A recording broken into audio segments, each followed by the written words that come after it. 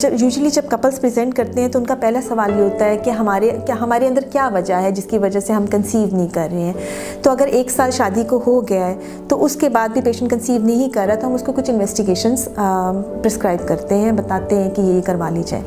अगर मैं इनफर्टिलिटी को ब्रॉडली क्लासीफाई करती हूँ तो हम इसको 5 कॉजेज़ में क्लासीफाई कर लेते हैं और नंबर 1 पे या कह लें या कॉमनेस्ट कॉज जो मिलता है वो हार्मोनल इम्बैलेंस होता है फीमेल्स के अंदर, जिसके अंदर टिपिकल प्रेजेंटेशन क्या होती है कि आपके जो पीरियड्स होते हैं वो रेगुलर नहीं होते हैं।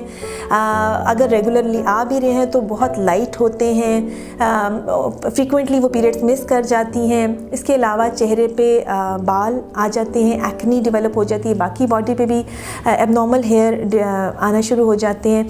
और इसके अलावा जो चीज़ें इसमें सबसे टॉप पर पॉलीसिस्टिक ओवेरियन डिजीज़ आता है। इसके अलावा क्या क्या हो सकता है कि थायराइड प्रॉब्लम्स हो सकती हैं, प्रोलैक्टिन लेवल्स हो सकते हैं, और अगर हमें लगे कि मर्दाना हार्मोन की ज़्यादती है तो हो सकता है कोई ऐसी ट्यूमर हो, ऐसी कोई रसौली हो जो कि मर्दाना हार्मोन प्रोड्यूस कर रही हो।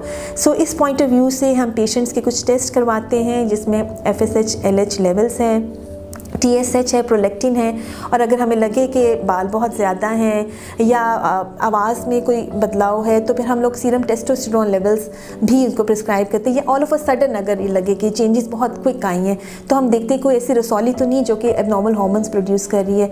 ये सारे टेस्ट हम उनके करवाते हैं। सबसे टॉप पे सबसे कॉमन हार्मोनल इम्बैलेंस का रीज़न वो पॉलीसिस्टिक ओवेरियन डिजीज़ है, जो कि वैसे आजकल का इशू भी है कि हर एज की जो खातून हमारे पास आ रही है, टीन एज से लेकर से मिडल एज में, जो भी रिप्रोडक्टिव एज में है ख़वातीन, उनमें हार्मोनल इश्यूज़ बहुत ज़्यादा आ रहे हैं और वो समझते हैं कि पॉलीसिस्टिक ओवेरियन डिजीज़ में शायद ओवरीज़ के अंदर कोई सिस्ट बन जाते हैं। ऐसा बिल्कुल नहीं होता। ये एक टाइप ऑफ ओवरी है, इसमें साइज़ में थोड़ी बड़ी होती है, रेजिस्टेंट होती है, जिसकी वजह से वो नॉर्मल एग फॉर्मेशन नहीं कर रही होती।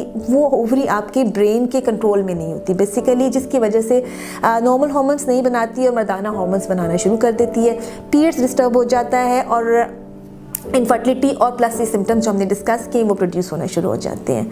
इसका ट्रीटमेंट बहुत सिंपल है। इसका ट्रीटमेंट हम हमेशा टारगेटेड करते हैं, यानी अगर आप इनफर्टिलिटी के साथ आए हैं तो इनफर्टिलिटी को टारगेट किया जाएगा। अगर आपको चेहरे पे बालों का या एक्नी का प्रॉब्लम है तो उसको टारगेट किया जाएगा। अगर सिर्फ पीरियड इशू है तो उसको टारगेट किया जाता है।